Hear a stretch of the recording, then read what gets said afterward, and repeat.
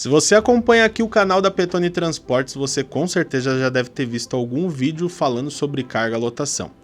Isso porque esse serviço é a especialidade aqui da Petoni Transportes. Mas você já teve aquela velha dúvida, poxa, será que vale a pena eu transportar através de carga lotação? Será que eu já tenho volume, peso suficiente para fechar um modal, né?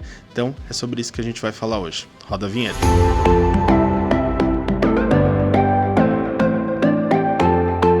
Fala galera, beleza? Eu sou o Vitor Bassi, esse é o canal da Petoni, um canal feito para a gente conversar um pouco sobre transporte e logística. E hoje, como eu falei anteriormente, a gente vai falar um pouco como saber se vale a pena já você transportar através de carga lotação. Tá? E para isso a gente tem alguns fatores, tá? Porque se você tá com essa dúvida é que provavelmente você já utiliza a carga fracionada, tá? E para a gente falar esse vídeo existem alguns critérios, né? Pra gente dar continuidade nesse vídeo existem alguns critérios, tá?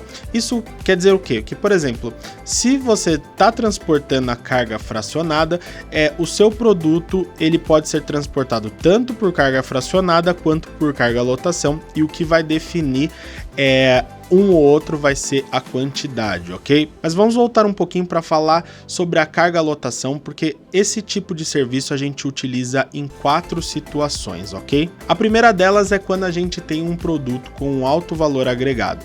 Isso quer dizer o quê? Na carga fracionada, como eu já falei em outros vídeos, existem várias paradas, tanto de coleta quanto de entrega, ok? E em cada ponto desse, a sua carga fica vulnerável a imprevistos, ok? Seja roubo, seja dano, seja extravio e etc. Tá? Isso quer dizer o quê? Que se você tem uma carga de alto valor agregado, provavelmente você vai optar pelo serviço de carga lotação, que é justamente onde a sua carga vai diretamente ao destino final sem paradas, ok? A segunda situação é quando você, entre aspas, é forçado a utilizar uma carga lotação. Por exemplo, se você vai fazer uma importação, tá? Então, às vezes, normalmente você fecha um container, você é obrigado a fechar um container, seja para trazer uma cadeira ou o container inteiro. Então, óbvio que você vai fazer uma compra que vale a pena fechar um container, ok? A terceira situação é quando seu produto não pode ser transportado através da carga fracionada, ok? Isso quer dizer o quê? Que ele não pode se misturar com outros produtos. Então, ele pode ser um produto químico, pode ser grãos e etc, tá? Então, quando você necessita da carga lotação de fato. E a quarta situação, que é o que a gente vai falar aqui no vídeo de hoje, que é quando você tem um volume suficiente para fechar uma carga lotação. Mas aí você vai me perguntar, poxa, eu tenho um produto que ele pode ser transportado tanto por carga lotação quanto por carga fracionada, mas eu não sei esse cálculo, eu não sei se vale a pena. Então como eu vou saber, como eu sei, eu tô ali no limite entre um e outro tal, então como eu vou saber? Então a gente vai falar um pouquinho disso agora. Mas antes, já deixa eu te pedir o like, se inscrever no canal e ativar o sininho para receber todas as notificações de tudo que a gente está fazendo por aqui, que a gente está preparando um material, se esforçando bastante para que você tenha um material com muito conteúdo, tá bom? Então vamos lá. Para a gente pensar no fator cubagem, tá? Que é a palavra talvez chave aqui desse vídeo hoje, a gente tem que pensar em alguns fatores, ok? Isso quer dizer o quê? Que a carga não é só volume, mas também peso. Vamos pensar assim, se você vai transportar travesseiros, você vai ter um alto volume, porém você vai ter um baixo peso. Mas talvez você vai transportar chumbo, por exemplo, bolas de boliche, você vai ter um volume menor e um peso maior, tá? Por isso a gente precisa fazer o cálculo para saber tanto o peso quanto o volume, e depois a gente vai entender também o que é peso cubado.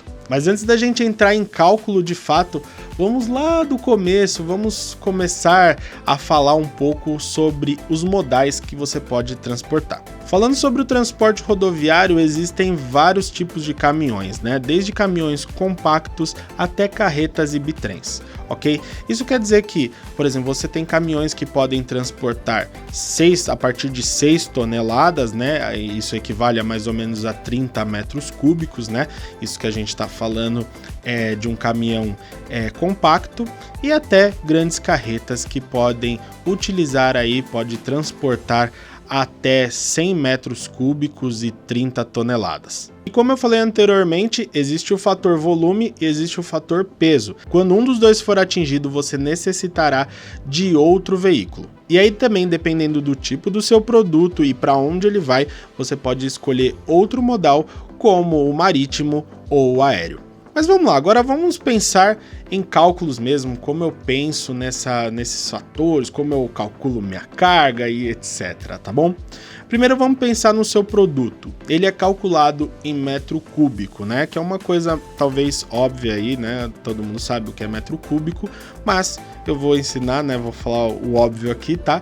Que é basicamente você fazer a altura vezes a largura vezes o comprimento. Ok? Isso vai te dar o valor em metro cúbico, ok? Então, se você vai transportar uma caixa, você tem que calcular as dimensões dela e isso vai dar um valor ali, ok? E aí a gente entra no fator de cubagem, que é justamente uma média para nivelar o peso por metro cúbico, ok? De uma carga.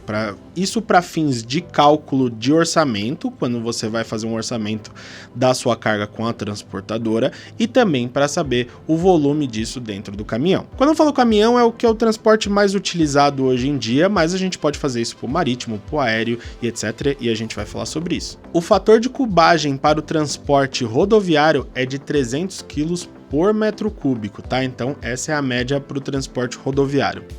Para o transporte marítimo, que aguenta um pouco mais, ou melhor, aguenta bem mais carga, ok? É de 1000 quilos, ok? Ou seja, 1 tonelada por metro cúbico. E o transporte aéreo, que é o que aguenta menos carga, ele tem uma capacidade de 166,67 quilos por metro cúbico, ok?